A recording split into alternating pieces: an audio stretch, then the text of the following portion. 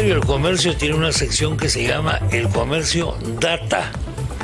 ¿Por qué? Porque trata de hechos, trata de datos comprobables, verificables. Hay toda una corriente que habla del periodismo de datos. A mí me parece un poco redundante, porque el periodismo es de datos. O es ideología, es página editorial, todo muy respetable. Pero si el reportaje tuyo o la noticia tuya no incluye datos, entonces, Dios mío, estamos en problemas. El comercio tiene esta sana costumbre y lo está protagonizando gente joven, como Maite Siriaco, periodista del diario Comercio de la sección S-Data, el Comercio Data. ¿Cómo estás, Maite? ¿Cómo te va? Buenos días, ¿qué tal? Maite acaba de hacer una investigación que me parece interesantísima, para la cual hay que tener paciencia, veo, una enorme paciencia que yo no la tengo, sobre dos personajes vinculados a este terrible tema de las vacunaciones. Fiorella Molinelli, el presidente ejecutivo del Seguro Social, y el doctor Germán Málaga. El doctor Germán Málaga es el famoso doctor del escándalo de la Cayetano Heredia y compañía, ¿no? Efectivamente. Entonces, son dos libros que han publicado. La primera ha publicado Perú en pandemia, historias de heroísmo contadas desde la primera línea de lucha contra el coronavirus. Así es. Y el doctor Málaga ha publicado, no es una ironía, es el título real, La verdad del ensayo. Pero en fin, y Maite, ¿tú tienes vocación de aguafiestas? De alguna manera, eso es lo que haces tú, encontrando los datos. Maite ha chequeado página por página estas dos obras, que las tenemos acá. Sí. Maite tiene los dos libros con un montón de esos papelitos, ¿cómo se llaman esas banderitas? Posits. Esos posits, efectivamente, marcando. Cuéntanos, por favor, tus conclusiones, Maite, de los estudios. Antes que nada, gracias por la invitación. Sí, lo que hicimos en la unidad de datos fue revisar las afirmaciones que eran verificables, que se podían verificar, para hacer este fact-checking, ¿no? Si bien se han encontrado otras afirmaciones, van más ligadas a la opinión o al contexto. Opinión no es... Y eso no es verificable. El estudio no puedes decir esto que sea verdad o falsa, ¿no? Exactamente. La opinión es la opinión, digamos. Exactamente. Pero los hechos son los hechos. Sí, las afirmaciones que sí podían verificarse, de hecho lo que encontramos fueron entre los dos libros 17 afirmaciones, tenemos 13 datos falsos y 4 imprecisiones. Ya. En el caso de Fiorella Molinelli tenemos 5 datos falsos y una imprecisión, y en el caso del libro La verdad del ensayo del doctor Germán Málaga tenemos 11, 3 imprecisiones y 8 datos falsos. Más o menos lo que hacemos en principio es, como usted dice, verificar página por página. Página por página, con una lupa. Sí, y ir seleccionando las frases que creemos que son chequeables. Y después hacemos un filtro ya en una base de datos donde vemos y calificamos según la información que tenemos al respecto, ¿no? Por ejemplo, en el caso de Fiorella Molinelli, en la página 108, ella menciona: al principio, ante la incertidumbre de una nueva enfermedad viral con características de patogenicidad nunca vistas, se desplegaron las primeras acciones para salvaguardar la provisión de este insumo, se refiere al oxígeno, a los hospitales a nivel nacional. Y ahí colocamos que es falso porque... Lo que teníamos en investigaciones que ya habíamos hecho precisamente en la unidad de datos sobre la falta de oxígeno, es que Salud en la primera fase de la pandemia lo que hace es concentrarse mucho en comprar medicinas no recomendadas en lugar de enfocarse en el oxígeno. Entonces Salud realiza de hecho su primera gran compra de oxígeno recién en septiembre del 2020. Y estamos en el 16 de marzo. Exactamente. La antipandemia. 16 de marzo y septiembre.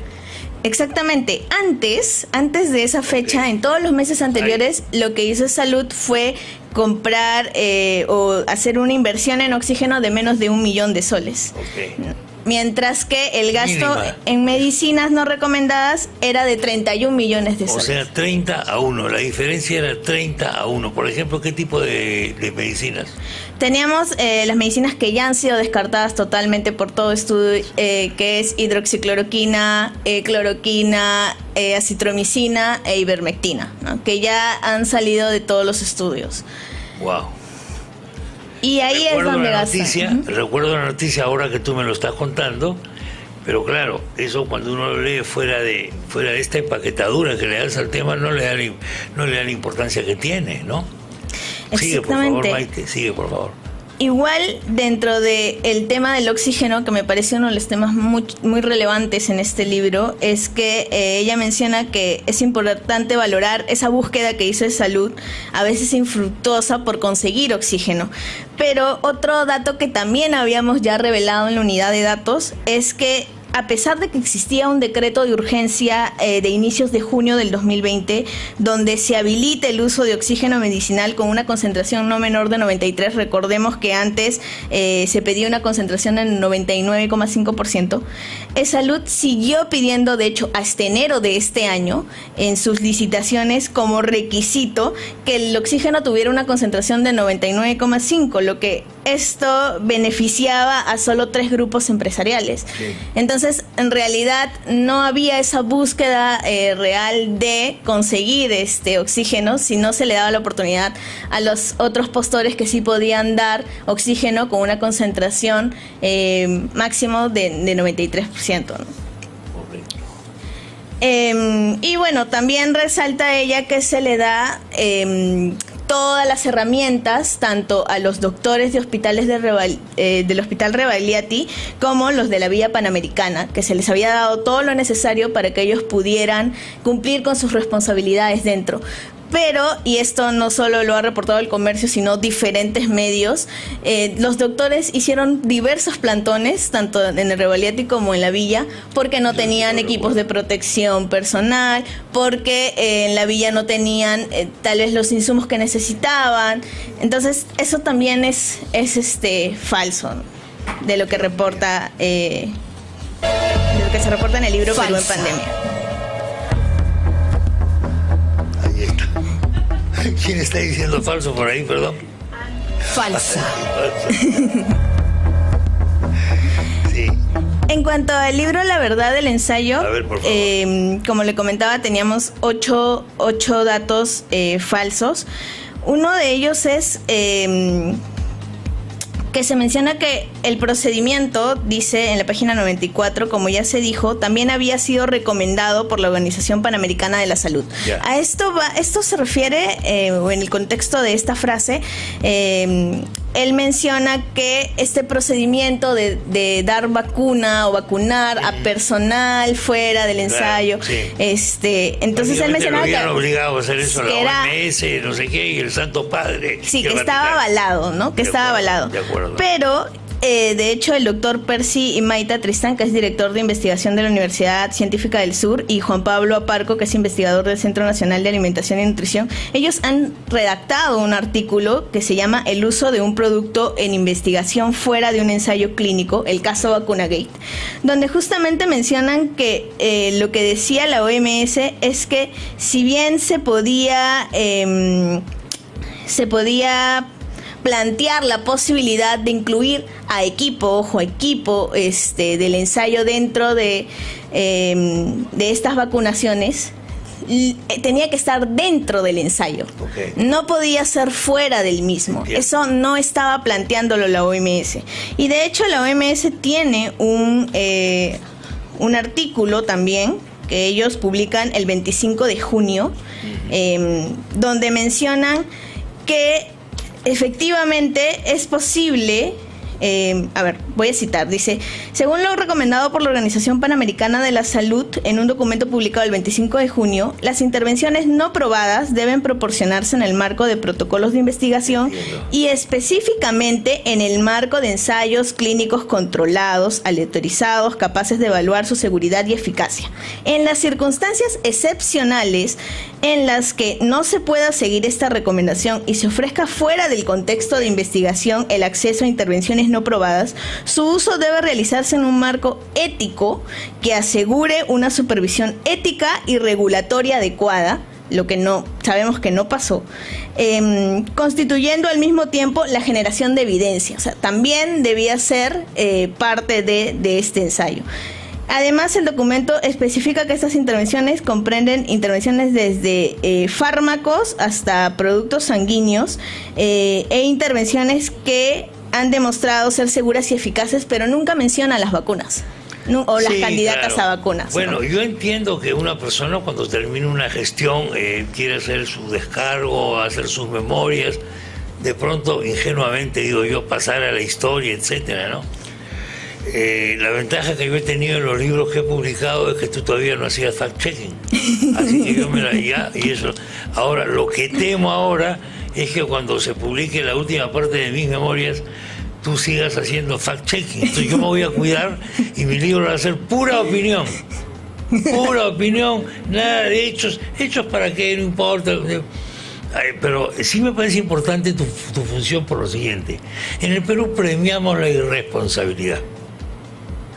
En el Perú, cuando decimos que el cielo es verde, en mi punto de vista, en mi punto de vista, en mi opinión, ¿cómo tu opinión?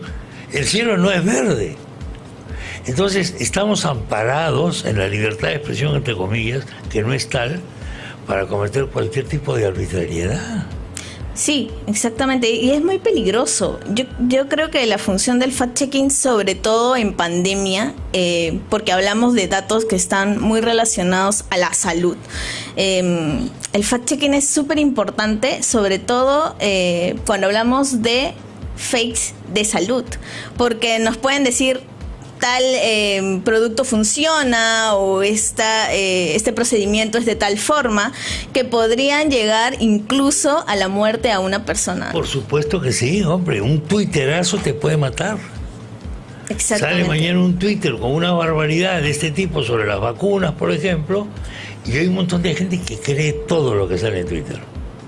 ¿Por qué tenemos esa actitud, nosotros, de ser tan crédulos? ¿Por qué crees tú que nos pasa eso? Yo creo que uno de los puntos es que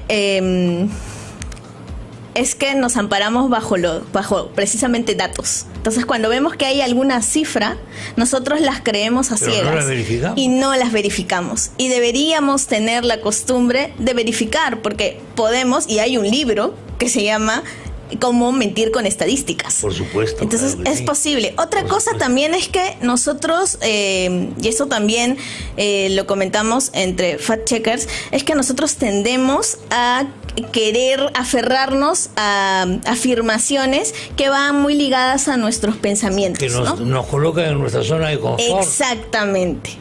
Yo me siento regio porque pertenezco a un grupo que se opone a las vacunas, porque las vacunas son producto de una conspiración donde está el judío ¿cómo se llama? No sé cuántos, y eso me hace sentir bien.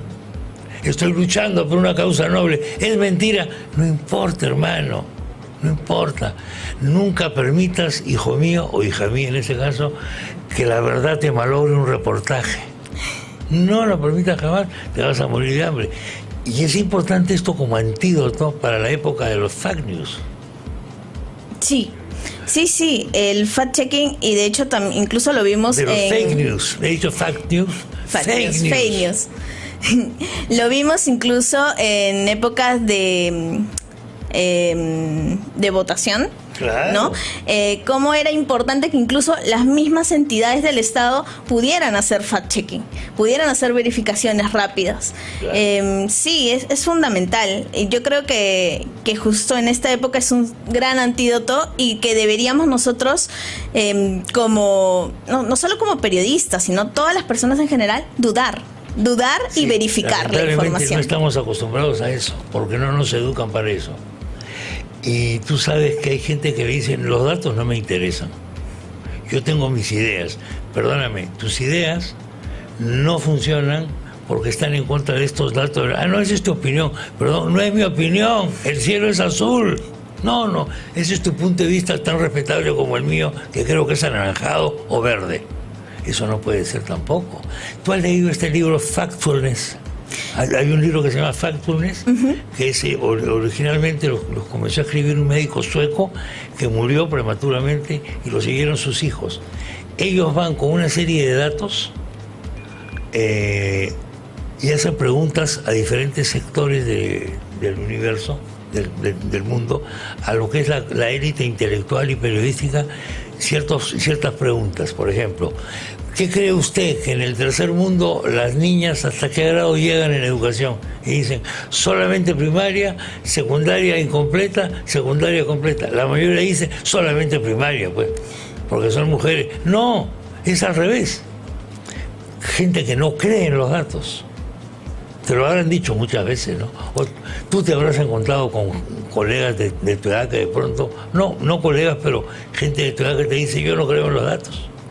Sí, sobre todo cuando haces verificación o en la unidad de datos que trabajamos en realidad con Big Data, siempre nos dicen, pero sí es posible mentir con sus datos o están tergiversando los datos. Y no, lo que hacemos es un análisis de datos tratando de ser lo más objetivos posible, que es algo que sí se puede lograr con la data, ¿no?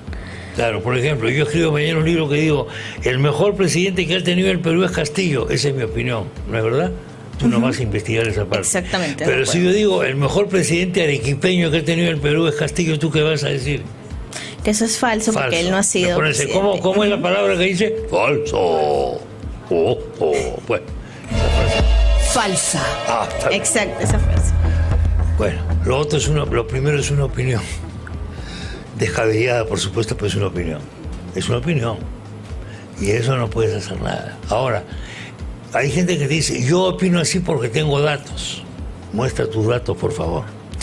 Y ahí creo que un punto también muy importante es mostrar tu fuente. Y las fuentes. Y además creo que puedo aprovechar esta oportunidad para mencionar que nosotros no utilizamos una sola fuente de datos, utilizamos diversas fuentes.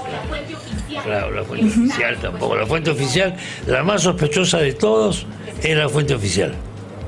Sí, y siempre tenemos que verificar. Usar la fuente oficial y usar diversas fuentes para poder cruzar la data, ¿no? Y tener datos que realmente sean objetivos. Poder hacer después un análisis de esa data y de esas fuentes. Y esas fuentes, que por ejemplo no son oficiales, que son fuentes extras, lo que se hace es también un análisis de quiénes son esas personas que te dan esos datos o quiénes son esas entidades que te dan esos datos, a quiénes están relacionadas. Porque, por ejemplo, hace mucho tiempo salió un estudio que mencionaba que la pasta era, y eso es muy anecdótico, que la pasta era uno de los alimentos, digamos, que contribuía más a la salud de las personas. ¿La pasta te refieres a los tallarines y eso? Sí. Y lo que sucedía era que digamos, el que había financiado el estudio era una empresa de pastas, ¿no? Durante décadas ha salido los estudios sobre los beneficios del tabaco financiados por las tabacaleras. Exactamente. Eso es evidente. Después aparecen los estudios sobre la contaminación minera auspiciadas por la minera contraria. Esto, etcétera, etcétera, etcétera, ¿no? Tú eres muy joven, pero en mi época había un eslogan que decía: beber cerveza es beber salud. Y era muy serio el aviso porque te indicaba los beneficios de la cerveza. Yo leía eso de chico y claro, no tomaba tanta cerveza en aquella época. Después ya dejé de tomar. O sea, no tengo nada contra la cerveza, y todo ese paso, pero ha habido ese tipo de campaña, ¿no? Tú no te acordarás de la campaña que decía... bueno, Evo lo dijo pues en Bolivia también, no hace tanto tiempo. El pollo a la brasa tiene hormonas que son peligrosísimas porque te cambian la opción de género, te la cambian. Eso se ha dicho científicamente, las hormonas del pollo. ¿Tú comes pollo a la brasa? Yo, por supuesto. ¿Has notado algún cambio raro en tu metabolismo? No. Ya. Por si acaso, hazte un fact-check con una radiografía. No vaya a ser que... Ahora, lo que te pueden decir algunos es, ahí está el pollo a la brasa, por ejemplo. Con o sin hormonas. ¿Ustedes cómo ven ese pollo? Lo ven yo lo veo muy desarrollado. Debe tener unos esteroides terribles. Muy grande. Muy grande. En fin, esto es muy. ¿Desde cuándo hay ese data? Ese data nace en enero de este año. Este año, bueno. Sí. Importantísimo. Importantísimo, sobre todo en un momento en el que no tenemos, por la pandemia, estamos muy encerrados o con poca movilidad, no tenemos posibilidad de verificar las cosas y tendemos a creer todo lo que nos cuentan, ¿no? Sí, ahora, la misión del periodista es sagrada. ¿Por qué es sagrada? Porque como tú sabes perfectamente, mejor que yo, tú haces las verificaciones que el pueblo no está en condiciones de realizar, porque no tiene tiempo, porque no sabe, porque no puede, porque no tiene los medios, porque está bombardeado por los medios de comunicación en un sentido contrario, etcétera. Entonces, es el periodismo de investigación y de verificación de datos el que sirve a ese pueblo, que de otra manera es un hombre ciego. Actuamos a ciegas, esto, Maite, la mayoría de nosotros. Sí, somos muy crédulos, tendemos a creer mucho en lo que, sobre todo en lo que los grupos a los que seguimos, y esto sucede con redes. Porque nos sentimos bien con ellos. Nos sentimos identificados y entonces creemos muy rápido y no tendemos a cuestionar. Lo que tú acabas de decir es muy importante. No estamos identificados con la verdad. Estamos identificados con la tribu, con el grupo. Con ideas afines. Las ideas afines, gente que se viste igual, gente que va a las mismas espectáculos. Entonces es nuestro grupo de referencia. No voy a chocar con ellos. Sigue la corriente, nomás, hermano. El cielo era verde. No te preocupes. Todo lo que pasa es que tú eres daltónico. ¿Qué cuentos infantiles son tus favoritos o fueron tus favoritos cuando eras niña? ¿Y creías en ellos firmemente? Bueno, yo leía de todo, me encantaban. De hecho, de niña ya leía los cuentos de Gabriel García Márquez. Me encantaban 12 cuentos peregrinos, no eran infantiles, bien precoz, pero me gustaba mucho la temática que tenían. Me parecía... Además que ya antes había leído... Yo empecé leyendo Alicia en el País de las Maravillas. Bueno, el claro. primer cuento. Una linda historia. Y de ahí me pasé... No le hagas fact-checking, por favor. No le hagas fact-checking porque se cae todo al suelo. Alice in Wonderland. No fast-checking, please. Y leí los cuentos tradicionales, Pinocho. De hecho, practicaba italiano leyendo Pinocho en inglés, Pinocchio. Pero después ya fui como leyendo, por ejemplo, los cuentos de Julio Ramón Ribeiro, también me encantan. También, bueno. En fin, a otros les gustan más los cuentos de hadas, pues, y los siguen leyendo desde grandes hasta viejos. Bueno, Maite, te agradezco mucho la visita y sigue trabajando como hasta ahora con el empeño de este muchas gracias a usted por la invitación. Maite